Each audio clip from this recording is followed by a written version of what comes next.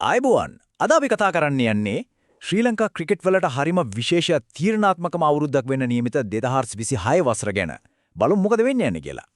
ඉතින් 2026 කියන්නේ නිකන් තවත් එක අවුරුද්දක් නෙමෙයි. මේක ක්‍රිකට් පරම්පරාවකම ගමන් මඟ තීරණය කරන්න පුළුවන් තරමේ ලොකු අවස්ථා දෙකක් ගෙන අවුරුද්දක්. ඒ කියන්නේ මේක අභියෝග වගේම අවස්ථාත් පිරුණු හරිම වැදගත් වසරක්. හරි. එහෙනම් අපි මුලින්ම බලමු පළවෙනි ඉලක්කය ගැන. මේක තමයි හැමෝගෙම අවධානය ඉක්මනටම යොමු වෙන උණුසුම වැඩිම අභියෝගය. ඒ තමයි වෙන කොහෙවත් නෙවෙයි අපේම රටේ පැවැත්වෙන 2020 ලෝක කුසලානය. ඉතින් අවුරුද්ද පටන් ගන්නෙම බොහොම පැහැදිලි ඉලක්කයක් එක්ක. ලෝක කුසලානයට යන්නේ කලින් අවසන් පෙරහුරුව විදිහට අපිට පාකිස්තානයයි එංගලන්තයයි එක්ක අපේම රටේදී තරඟාවලි දෙකක් තියෙනවා. මේක හරිම වැදගත් අවස්ථාවක්. ඒ කියන්නේ මේ T20 මැචස් 6 හරියට ලැබ් එකක් වගේ. ප්‍රධාන තරගාවලියට කලින් කණ්ඩායම හරියටම සුසර කරගන්න ක්‍රීඩකයෝ ටික පරීක්ෂා කරලා බලලා හොඳම සංයුතිය හොයාගන්න ලැබෙන නියම අවස්ථාවක්. හොඳයි මේ දේශීය තරඟාවලි විතරක් නෙවෙයි අපේ ප්‍රධාන ක්‍රීඩකයෝ කීප දෙනෙක්ම IPL එකේ සෙල්ලම් කරනවා නේද? ඒ අධිපීඩනයේ යටතේ ලැබෙන අත්දැකීම් ලෝක කුසලානයට එනකොට අතිශයින්ම වටිනා දෙයක් වෙනවා. ඒ වගේම තමයි විශේෂඥ මඟ පෙන්වීමත් හරිම තීරණාත්මකයි. ලසිත් මාලිංග පන්දු යැවීමේ උපදේශකයෙක් විදිහට කණ්ඩායම එක්ක එකතු වෙන එක අපේ වේග පන්දු යවන්නට ලැබෙන ලොකු හයියක්. විශේෂයෙන්ම මතිෂ පතිරණ ඩිල්ෂාන් මදුශංක වගේ අයට මාලිංගගෙන් ඉගෙන ගන්න ගොඩක් දේවල් තියෙනවා. හරි T20 ලෝක කුසලානිය පැත්තකින් තියලා අපි දැන් යොමු වෙමු දෙවෙනි ලොකු ඉලක්කයට. ඒ තමයි කීර්තිමත් ලෝක ටෙස්ට් ශූරතාවය. බලමු මේ පැත්තෙන් මොකද වෙන්නේ කියලා. වැදගත්ම දේ තමයි ශ්‍රී ලංකාව මේ ගමන පටන් ගන්න හරිම ශක්තිමත් තැනකින්. දැනටමත් අපි WTC ප්‍රසාද ලකුණු සටහනේ 4 වෙනි තැනේ ඉන්නේ. ඒක ලොකු වාසියක්. ඒ විතරක් නෙමෙයි අපි ප්‍රසාද ලකුණු ප්‍රතිශතයත් ගොඩාක් ඉහළ මට්ටමක තියෙන. ඉතින් මේ තත්ත්වයට එක්ක අවසන් මහතරඟයට යන්න ඇත්තටම හොඳ අවස්ථාවක් හොඳ පාරක් පෑදිලා තිනවා. හැබැයි මේ පාර එච්චර ලේසි නෑ. ඉරණම තීරණය කරන තීරණාත්මක ටෙස්ට් තරඟාවලි 3ක් ඉස්සරහට තියෙනවා. බටහිර ඉන්දියා කොදව එක්ක ඉන්දියාව එක්ක සහ පාකිස්තානය එක්ක. විශේෂයෙන්ම විදේශ තරඟාවලි දෙක ලොකු අභියෝගයක් වේවි. අපි දන්නවා ටෙස්ට් ක්‍රිකට් කියන්නේ මෑත කාලයේ ශ්‍රී ලංකාවට ශක්තියක් වෙච්ච අංශයක්.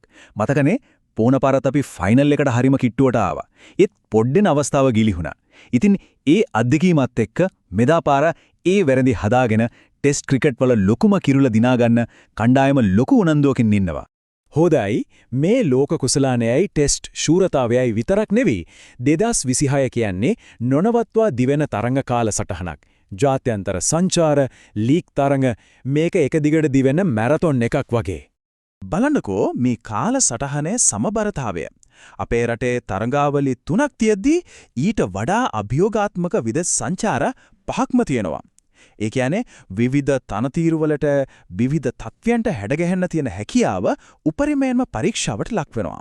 ඒ වගේම සුදු පන්දුවෙන් කරන තරඟත් අඩු නෑ. ඇෆ්ගනිස්තානය, එංගලන්තය, පාකිස්තානය, ඉන්දියාව එක්ක දිගටම තරඟ තියෙනවා. විශේෂයෙන්ම එංගලන්තයයි පාකිස්තානයයි එක්ක තියෙන තුන්කොන්නෙක් දින තරඟාවලිය හරිම උණුසුමටක් වෙන්න ඉඩ තියෙනවා. ඉතින් කණ්ඩායමට එක දිගටම තරඟකාරී මානසිකත්වයක ඉන්න වෙනවා. මේ ජාත්‍යන්තර තරඟ අතරේ දේශීය තරගාවලි වලටත් ලොකු තැනක් තියෙනවා. ජූලි අගෝස්තු මාසවල පැවැත්වෙන ලංකා ප්‍රීමියර් ලීග්, ඒ කියන්නේ LPL එක අලුත් දක්ෂතා එළියට ගන්න වගේම ෆෝම් එකේ ඉන්න ක්‍රීඩකයන්ට ඒක පවත්වාගෙන යන්නත් නියම වේදිකාවක්. හරි. දැන් අපි මේ ඔක්කොම දැක්කනේ. මෙච්චර අභියෝග මෙච්චර අවස්ථා තියෙන මේ අවුරුද්දේ සාර්ථකත්වය කියලා අපි මනින්නේ මොකද්ද? සරලවම කිව්වොත් මේ අවුරුද්දේ සාර්ථකත්වය තීරණය වෙන්නේ ප්‍රධාන ඉලක්ක දෙකක් මත. එකක් අපේම රටේ පැවැත්වෙන T20 ලෝක කුසලානේ පුරුවන්තරම් ඉහළට යන එක. අනික ලෝක ටෙස්ට් ශූරතාවලේ පළමු කණ්ඩායම් දෙක අතරට ඇවිත් ෆයිනල් එකට යන එක. ක්‍රිකට් ක්ෂේත්‍රයේ නැරයදෙනෙක් කියන දෙයක් තමයි මේ ලෝක කුසලානය අපිට නැවත නැගිටින්න ලැබෙන නියම අවස්ථාවක් කියන එක. හෝම් ඇඩ්වාන්ටේජ් එකත් එක්ක ලෝකෙටම පෙන්වන්න පුළුවන් හොඳම තැන තමයි මේක. ඉතින් දැන් හැමදේම පැහැදිලි. තරඟ කාලසටහන තියෙනවා. සූදානම් වීම සිද්ධ වෙනවා.